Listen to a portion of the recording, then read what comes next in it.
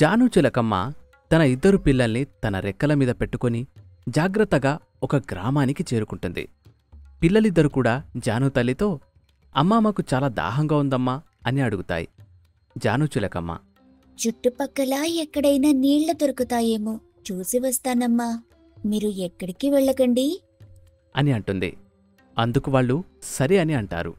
జాను చిలకమ్మ నీటికోసం చాలా వెతుకుతూ ఉంటుంది. కాని ఎక్కడా నీళ్లు దొరకవు. ఇదిలా ఉండగా పిల్లల దగ్గరికి ఓటు అనే గ్రద్ద వస్తుంది. దానిని చూసి చిలకమ్మ పిల్లలు అరుస్తూ అమ్మా అమ్మా అంటూ కేకలు వేస్తారు. గ్రద్ద వాళ్లతో ఏదో మాట్లాడి అక్కడి నుంచి వాళ్ళని తీసుకొని వెళ్ళిపోతుంది.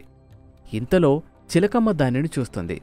దానిని చూసి తను బోరున ఏడుస్తూ ఓరి భగవంతుడా, నా పిల్లల్ని గద్ద తీసుకుని వెళ్ళిపోయింది, అయ్యో నా పిల్లలు అంటూ అక్కడే ఏడుస్తూ ఉంటుంది. అప్పుడే అటుగా వెళ్తున్న మోహిక